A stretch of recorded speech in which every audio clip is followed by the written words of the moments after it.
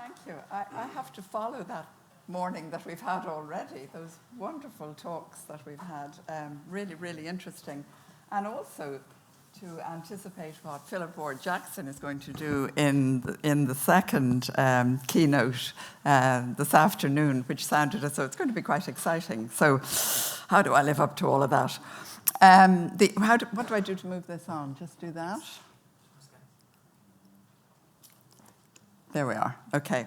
So the eminent Irish sculptor who resides in London. All of us gathered here this morning are aware that Foley had an exceptional career for an Irish sculptor and that he excelled at his craft in his studio in London. I propose in my paper to consider his reception in Ireland, to explain what was known of him here in the early decades of his career, how he was considered initially, and why it took so long for him to be commissioned for public sculptural work in his homeland. I suppose, in a sense, it presents something of a different angle on Foley, because his reception here, as we will see, was not always entirely positive. Inevitably, an examination of the critical response to Foley involves much newspaper research. It is there that we find mention of his early success in London, reviews of his exhibited work, reference to his commissioned work in Ireland, and published reports of Monument Committee meetings where his name was under discussion. It's worth, I think, pointing out at this stage that newspapers play a considerable role in research on Foley generally. Their tendency to comment at length in the 19th century on the public monument process has proved invaluable. Why? Because there is little original source material on Foley. There are no diaries, no account books, no studio records, almost no letters, very little original documentation related to the life and career of the sculptor remains extant. As a result, those of us who are interested in carrying out research on Foley are dependent on his obituaries, his early biographers, on the manuscript material related to a small number of his public sculptures, and on relevant material in the documentation around his peers or the institutions with which he was associated. And in fact, what Letitia mentioned earlier on, the Belton Laws case, for example, where a number of his studio assistants gave evidence, we get more knowledge of Foley out of that. But most importantly, we get it from the contemporary newspapers. And so as we delve into the life, sorry, my eyesight's not great today, so I'm having difficulty with the text. As we delve into the reception of Foley and his work in Ireland, let me point out just before we do that all the works illustrated in my PowerPoint are by Foley unless indicated otherwise, and all of the works in Dublin unless indicated that they are elsewhere. By the time of his death in 1874, Foley was considered among the finest sculptors of his generation. An editorial in the Irish Times describes him as the greatest sculptor of his age and describes his career as brilliant and progressive. But sadly, they referred to him as William H. Foley. The O'Connell Monument Committee, which had much to do with Foley and about which I'll have much to say later on, they passed a resolution of sympathy in which they referred to him as James Henry Foley. Now, these were unusual blips. Foley was largely referred to correctly and with acclaim, and often pointedly, I think, as the eminent or the esteemed Irish sculptor. However, it was not always the case in Ireland that his name met with approval, and there was even a period when he appeared to have been forgotten. Before addressing the Irish newspaper comment, let me start with some references to Foley in the English press. Notably, an English newspaper commenting on an Irish exhibition. On the 19th of June, 1852, the Newcastle Guardian published a review of the national exhibition held in Cork in that year. It said of Foley, Foley is a credit to Ireland, no doubt, but his triumph is individual and exceptional, producing no results for the country or for the year. By that year, 1852, Foley, long since based in London, had achieved private and public success there. His work had been purchased by important collectors of art, and he was in receipt of commissions for significant public locations. A lengthy essay on him published 3 years earlier in the Art Journal opened in the following way. In the records of the lives of artists, how rare is it to meet with one who has established his reputation and spread his name far and wide, almost before he has reached the years of manhood, especially in a branch of art which is universally allowed to stand the highest and to offer the greatest obstacles to unqualified success. While even yet young, he has produced works worthy to be classed with the very best examples of modern sculpture. The Art Journal was not alone in considering him to be among the best of British sculptors in 1849. Foley was similarly lauded in one of the most popular evening newspapers of the day, The Sun. Gone dark? Is it clear? Yeah, okay, seems to have gone dark up there. The Sun, yeah, please, not the Sun that we know today. I don't think they would be writing about someone called John Henry Foley. But the one of that day said, John Henry Foley, whose youthful labours have already placed him in the very foremost rank among the most eminent sculptors of the age. In 1849, Foley was aged 31 and had just been made an associate member of the Royal Academy. 10 years earlier, in 1839, he had been an award-winning student at that same academy, and in the following year, 1840, he was noted at their exhibition when his Ino and Bacchus, which he showed in plaster, was commissioned in marble by the Earl of Ellesmere for his London home. This was not exclusively success in the private sphere, as the Earl permitted open days at Bridgewater House, giving the public the opportunity to see his collection. However, more specifically, public success came in 1844, when Foley submitted 2 subject pieces to the competition to choose sculptures for work in the newly built Palace of Westminster. His submissions, Ino and Bacchus and Youth at a Stream, won him several commissions for statues in the Parliament building. By 1849, Foley can be said to have arrived, that is, in London. When just 3 years later, in 1852, the English journalist wrote that Foley's achievements produced no results for the country or for the race, it was to Ireland and the Irish that he referred. By 1852, Foley had come a long way from where he was born in working-class Dublin. Montgomery Street, now renamed Foley Street, was in the heart of the Monto, which was fast becoming the centre of the sex trade in the city. The street housed painters and glaziers, bricklayers and masons. This was working-class life, and Foley joined other working-class youths in the RDS schools, where he went to study in 1830. Presumably inspired by his step-grandfather, Benjamin Schrouder, a stone carver who lived in the family home and who worked with Edward Smith on the Custom House, but also following his older brother, Edward, who had enrolled in the modelling schools in 1826. Both brothers were successful there, winning many awards. In 1833, as we heard this morning, the younger of the two, named only John Foley, was particularly successful, and he was among a group of students that were deemed to evince a degree of natural taste and talent worthy of cultivation and encouragement. John Foley was being recognised. In his mid-teens, he left Dublin for London, again following in his brother's footsteps, and 2 of his brother's works there. He registered as a student at the Royal Academy in 1835, where he would become an associate in 49, a full member in 58, before falling out with the institution completely in 1861.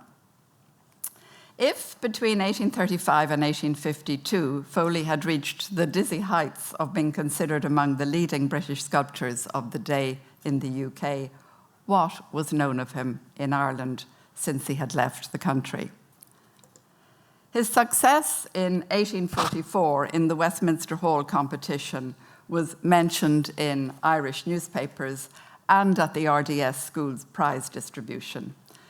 A newspaper reporter noted the sense of pride in finding that an artist from Ireland had nobly borne his part and made Ireland and the Irish respected. And in a speech to students at the annual distribution of prizes at the schools, it was pointed out, with reference to Foley's Youth at a Stream, that the most original and finest of the works of the year was contributed to the Westminster Hall competition by a young and recent pupil of the schools. That Foley was achieving such success in London would scarcely have been lost on the RDS students in 1844, and the availability of such sculpture competitions must also have been of interest. There appeared to be extensive commissioning for sculptural work in London, whereas in Ireland at the time, most of the little that was taking place was for religious institutions. Thomas Farrell, who would become Foley's main rival for commissions in Ireland, would be widely sought for work in churches, both Roman Catholic and Church of Ireland. Farrell was in his last year as a pupil in the modelling school in 1844 when that speech was delivered. That Farrell would remain in Dublin and be acclaimed for so doing turned out to be by default. He tried unsuccessfully to escape to London in the 1860s, seeking through the Lord Lieutenant, then the Earl of Carlisle, to get work in the Palace of Westminster. The significance of Irish sculptors having a London base would be expressed more emphatically at a later prize distribution in the schools in 1885, a decade after Foley's death. Sir Thomas Jones, referring to the success of Irish sculptors in the mid-19th century, rejected the possibility that Foley would have achieved such renown or his name become so familiar had he remained here in Ireland. Beyond hearing reference to Foley's achievements in 1844, students at the schools had the opportunity to study the two examples of Foley's work that were fast becoming his most famous subject pieces. The original cast of Youth at a Stream, we're looking at the marble here that's in the Albert Hall, because that original cast of Foley's Youth at a Stream that was in the RDS no longer exists. So the original cast of Youth at a Stream, it was purchased by the Royal Irish Art Union for presentation to the RDS schools in 1846. And the 1851 catalogue of works of art in the schools includes reference to a cast of Foley's Ino and Bacchus in its collection. The availability of these works in the RDS may have compensated somewhat for the fact that Foley, unlike other artists, appeared to have little interest in participating at the annual Academy exhibitions, either in London or here in Dublin. He showed rarely at the RA and even less at the RHA. 1845 saw the original cast, again, not the marble we're seeing here, the original cast of Youth at a Stream, the one purchased by the Art Union, is shown at the RHA, where it was noted as being alternately a beautiful creation by a young fellow countryman and a clever, though rather affected figure. The following year, in 1846, also at the RHA, he showed the plaster version of Ino and Bacchus, described as one of the finest compositions we have ever seen. Ireland and the Dublin Society may well be proud of Foley. Foley showed only 3 works in total at the RHA exhibition after that, and noticeably not through the 1850s, the decade in which he was most overlooked in this country. By 1847, a sculpture exhibition, in 1847, I say, a sculpture exhibition was held at the RDS, just sculpture, with 137 works, mostly casts, on show. Foley participated with a single work, The Houseless, which had been his very first exhibit at the RHA in 1844. The sculpture had received excellent reviews in London and in Dublin. In Dublin, it was described as the best of the many clever performances of this rising artist, and the image was instantly deployed for the Royal Irish Art Union distribution of prizes. Although first shown as the Houseless, by the time it was exhibited in 1852, both in Glasgow and in Cork, it had become the Wanderer. And in spite of the Houseless being a term in frequent use in the mid-19th century in both England and Ireland, the sculpture went on to have other name changes. Today, the marble version in the National Gallery of Ireland is known as Winter, or the Houseless Wanderer, and the plaster in the RDS goes by the latter of those names. And with both plaster and marble on screen, I don't know how clear it is. I'm not talking about style here, as you see, but it's interesting to note the difference between particularly the treatment of the drapery in the plaster and the marble. Confirmation of Foley's lack of interest in exhibition participation was most evident at the International Exhibition in Dublin in 1853. The exhibition of art and industry was a huge event for both the city and the country, and Foley's failure to show interest in it met with mixed response. James Mahony, in his painting of Queen Victoria and her husband visiting the exhibition, includes many sculptures displayed along the side of the Fine Art Hall, several of which are identifiable, and one of which, on the extreme left there, you see Foley's Youth at a Stream. Its presence in the painting is unsurprising, as we already know the original plaster model was in the RDS collection, which was immediately adjacent to the exhibition building. The sculpture had previously been included in the Great Exhibition in London just 2 years earlier. Foley had shown 6 sculptures at the Crystal Palace, the prototype exhibition in 1851. The work is seen here on the right again in a hand-colored lithograph, and further confirmation of its presence is its listing in the catalogue and mention of it in many of the reviews of the exhibition. There was even a suggestion in one publication about the exhibition at the time that the drapery over the shoulder of the youth would have been better placed, blown across the center of the figure. This was before the figure got the fig leaf, obviously. And it was, the writer said, to render the whole natural and pleasing, rather than, as it now is, naked and revolting. Clearly, the writer had visited the exhibition and seen Youth at a Stream. But this was not the case in Dublin in 1853. In spite of its inclusion in Mahony's painting, the Foley sculpture is not listed in the Dublin exhibition catalogue, nor is it discussed in any of the exhibition literature. It appears that it wasn't in the exhibition. But Mahony might be excused for what could in fact be an intentional error. As indicated in the Freeman's Journal, the work by Foley that was in the exhibition was Innocence. You see it here in a Parian version, but it was a plaster that he showed at the exhibition, mentioned along with The Bather by John Lawler. And that work it's on the third in the left, I think, or maybe, yes, I think it's third in the left, in the Mahony painting. The review suggested that Foley's work was particularly deserving of attention, and alternately, that he was not represented by any of his finer works. The exhibition catalogue described him as yet another representative of Irish talent transplanted to the English metropolis. That Foley would continue to exhibit sparingly was picked up by the Illustrated London News when reviewing the sculpture display at the following international exhibition in Dublin in 1865. Including Foley in a list of English sculptors, the paper noted his bust of Barry Cornwall and his statue of a Parsi merchant, which were both shown in plaster, as very masterly works. But the reviewer thought that Foley, the best of our younger sculptors, should be represented more fully in the great exhibition in his native city.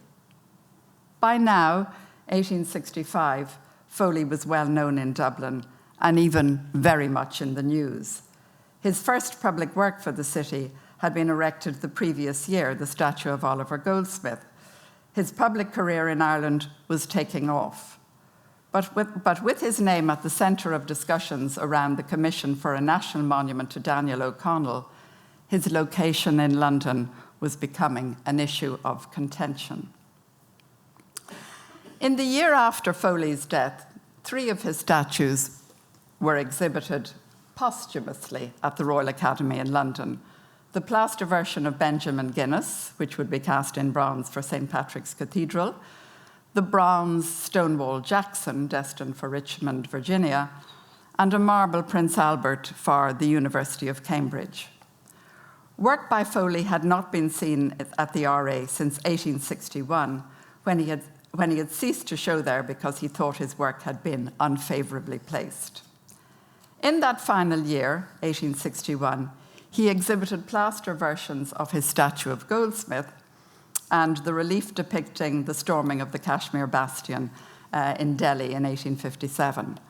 That panel would be part of the monument to Brigadier General John Nicholson, which was to be erected in the Church of Ireland Cathedral in Lisburn, Foley's only commission in the north of Ireland. The 2 plaster models shown in 1861 at the RA represent Foley's first commissions for work in Ireland. By this date, he was a leading member of his profession in London. So why did it take so long for Ireland to notice his success and commission him for public work? In 1858, the London correspondent for the Freeman's Journal described him as unrivaled, and yet still he had not been commissioned for a public commemorative statue in his homeland. In fact, beyond his plaster works in the sculpture gallery of the RDS schools, Foley, although hugely occupied in London, was largely invisible in Ireland in the 1850s. While statue mania didn't really take off in Ireland until the 1860s, and there was little in the way of public sculpture being erected in the 1850s, nonetheless, 2 public monuments were in train in the latter part of the decade. The statue of Thomas More, which was significant for being the first commemoration of a national figure to be erected in the streets of Dublin, and the completion of the Wellington testimonial in the Phoenix Park, which was left unfinished when the obelisk was erected in 1822. In addition, the statue of Archbishop Daniel Murray was commissioned for the Pro Cathedral. For 2 of these monuments, for the Moore and the Murray, the sculpture was commissioned by way of competition.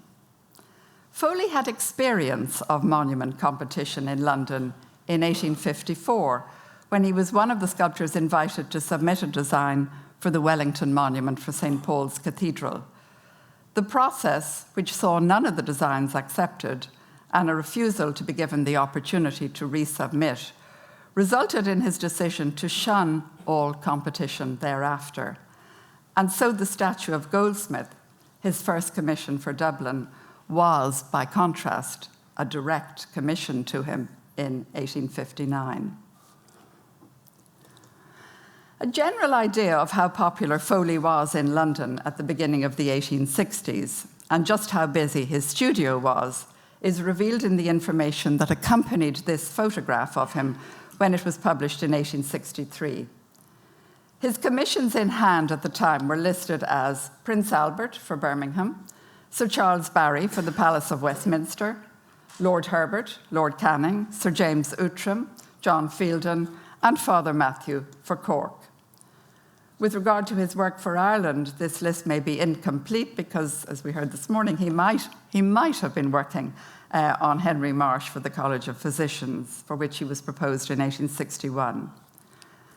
The Burke, the Guinness, the Carlisle, the Grattan, the Albert, and the Gough would follow for Dublin, as well as the Dunkellen for Galway and the Parsons for Birr.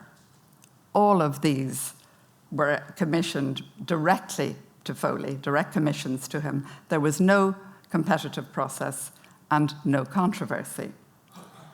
This casual acceptance of Foley for public sculptural work in Ireland without any other sculptors getting a shot at the commission would be challenged dramatically when it came to the choosing of a sculptor for the National Monument to Daniel O'Connell in Dublin. And it was in this context that significant opposition to Foley would become manifest in Ireland. Already in 1863, the year of that photo of him that we had been looking at, the Monument Committee was in discussion with Foley about the Dublin work. From its initiation in 1862, the monument process received wide coverage in newspapers, where discussion at the weekly meetings of the Monument Committee was reported at length. Mention of Foley's name in this context occurred frequently, initially in relation to the seeking of his advice. It was reported, for example, that Foley had been asked his opinion of the chosen site for the monument in Dublin and that he had approved it. Nationalists, who were suspicious of his involvement, indicated their opposition to him being asked his opinion about anything to do with the monument. As the seeking of advice began to appear like something of a smokescreen, and Foley seemed to be emerging in discussions as the preferred sculptor, nationalist opposition became more public and took on new forms. There were three main objections to Foley being offered the commission. One was that he lived and worked outside of Ireland.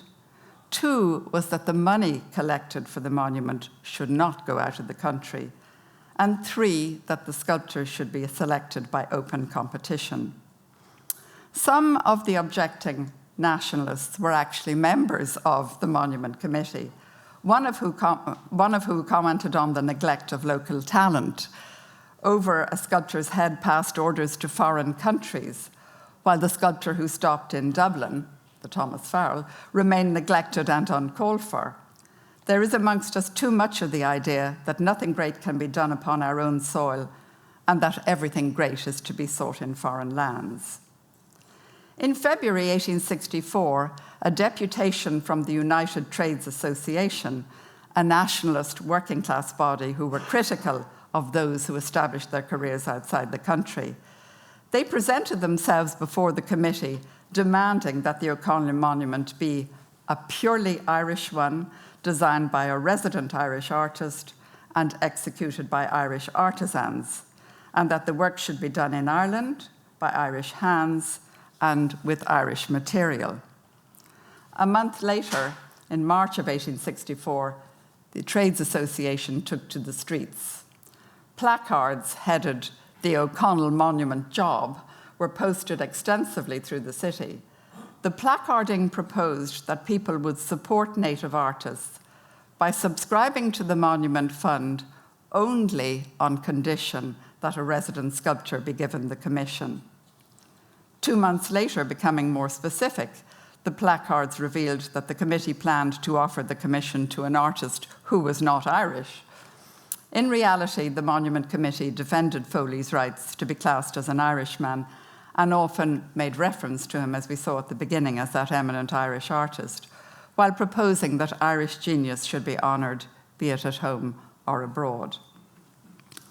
As the Monument Committee continued to consider Foley by name, debating whether to give him all or just some of the work, the laying of the foundation stone took place in August 1864. The different trades grouped for the procession through the city. They carried flags bearing inscriptions such as "Encourage native sculptors" and calling for home artists to be given the commission. And while many local sculptors were considered acceptable contenders for the monument by the Nationalist Committee, Thomas Farrell was the favourite. The negative placarding continued into 1865, while the issue of a competitive process began to be aired with arguments for, which largely favoured the commissioning of a local sculptor, and arguments against. The outcome of the Moore competition was mentioned because it had been considered by many to have been a disaster. There was an architectural competition in 1862 to choose an architect for the widening of Carlisle Bridge, and while an architect was selected, the bridge was never built, so the competition was never realised. And in particular, it was recognised that mostly first-class artists would not send in competing designs. Certainly John Henry Foley would not be participating in any competition. It had been made generally known in 1863 that Mr. Foley and several of the most eminent English sculptors will not enter a competition at all, and Foley had made his position on the O'Connell Monument competition clear in a letter to Joseph Kirk, which was published in the Freeman's Journal in October 1863. Nonetheless, a competition, in fact 2 competitions, eventually went ahead. 60 designs were exhibited in the City Hall in March 1865, some of which were excellent according to the Illustrated London News, and all of which were rejected by the committee. The journal also noted the conspicuous absence of Foley among the entries. A second competition was held later that year with fewer submissions, but the same outcome, all of which indicated success for the Foley campaign, while also encouraging further inflammatory placards being posted in the city, and a meeting of the Monument Committee in October 1865 that was so disrupted by members of the Trades Association that the police were called and the discussion was abandoned. Nonetheless, Foley was indeed to be offered the commission, but initially for the design of the monument and the statue of O'Connell. It was proposed that local Irish sculptors would be engaged to do the rest of the sculpture. This was questioned by someone who was clearly aware of Foley's position in sculpture at the time. How, it was said, could it be expected that he, who is acknowledged to be at the head not alone of Irish, but of British, perhaps of European sculptures, would peril his fame by consenting to mould a statue which should be surrounded with the work of inferior or unknown hands? It scarcely needs to be said that Foley rejected the proposal out of hand, responding in a letter in October 1865, which stated that this would be an experiment in which, for the sake of my reputation, I could take no part. The committee pointed out that they had no intention to restrict his genius, but that they were desirous of satisfying the reasonable requirements of our resident Dublin sculptors and artisans who have a laudable anxiety to exercise their native talent and skill under your direction. Arguments that Foley should be dispensed with continued to alternate with discussion about him being invited eventually to do all of the work. Until late in 1866, Foley was invited and consented to submit a design for consideration. Early the following year, the United Trades Association finally capitulated, believing that they had done all they could to prevent Foley getting the commission. They recommended an honourable retreat. As the issues around the sculpture's location appeared to recede, another problem was set to take its place. And this had to do with Foley's practice, something we heard referred to a little earlier. He was a slow worker. He did not like to be rushed. He was cautious and meticulous, as seen in Doyne Bell's comment about him being offered the commission for the statue of Prince Albert in 1868. Foley is so clever and so cautious that we shall ultimately be safe there. So a safe pair of hands. Periods of ill health were another cause of delay, but it was without doubt that he accepted far too many commissions, taking on too much work for his studio. It was only in 1874, in what turned out to be the last year of his life, that for the first time he was said to have refused all commissions. If Foley was slow to deliver the sketch model for the O'Connell Monument to the committee, this was nothing compared with the delay in producing the finished work.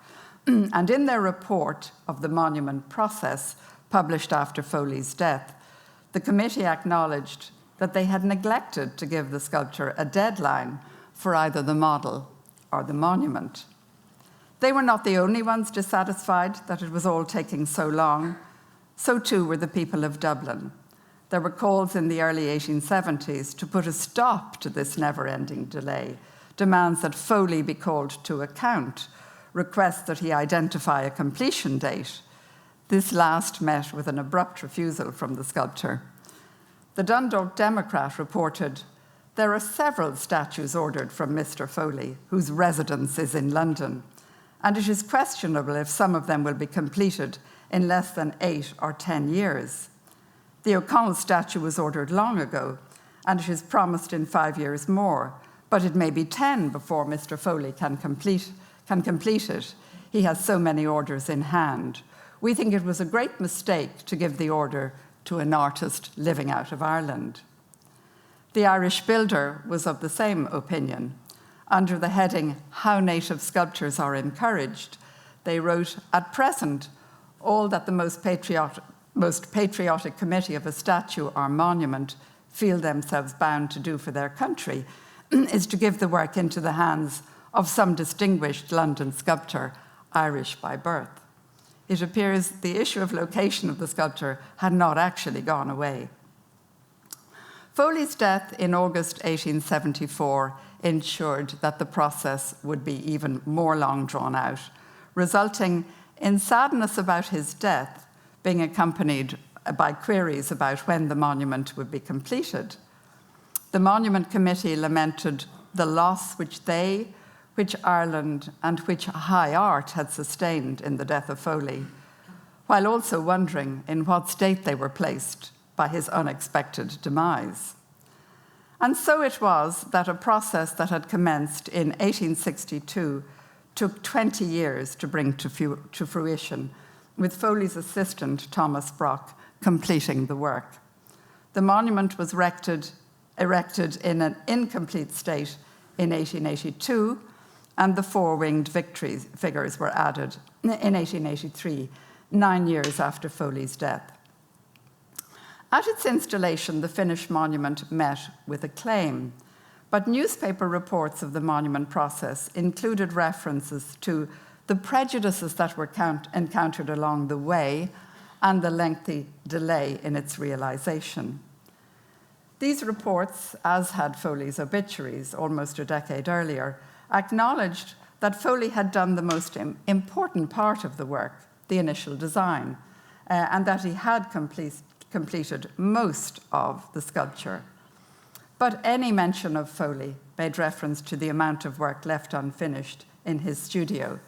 These included for Dublin, the Guinness, the Grattan, the Albert, and the Gough. The Dublin Weekly Nation pointed out that Irishmen who distinguished themselves in England were often described as Englishmen in British newspapers.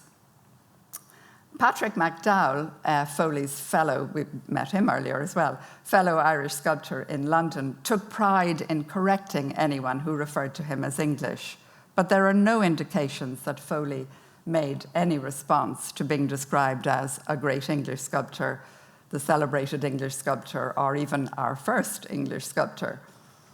As a result, we cannot know what were his thoughts when he was working simultaneously in his studio on statues of Daniel O'Connell and Prince Albert. His declaration with regard to the O'Connell Monument Commission that it would be the principal work of his life is not borne out in his practice. Foley's obituaries and his early biographers suggest that he was a modest man. At the time of his death, the Art Journal described him as having lived simply and without ostentation, was happily married, and was always at home, always in his studio. I think always at home and always in his studio seem to contradict one another, although he did have studios attached to each of his 2 houses. This suggested lack of pretension is certainly borne out in the narrative surrounding Foley's funeral arrangements. Foley requested that his death would be followed by a simple ceremony and burial in his local graveyard, which was Highgate Cemetery. However, several of his peers deemed him to be too important a figure for such a meagre send-off, resulting in the arrangements being taken out of the hands of the family. The simple funeral service was relocated to St. Paul's Cathedral, after which he was interred in the crypt there in the company of other luminaries of the art world, including his fellow and somewhat notorious countryman, the painter James Barry. That a funeral procession of mourning coaches was organised to wind its way slowly through the streets of London to the cathedral would likely have appalled this modest man. John Henry Foley died 150 years ago on the 27th of August, 1874, at the age of 56. Thank you.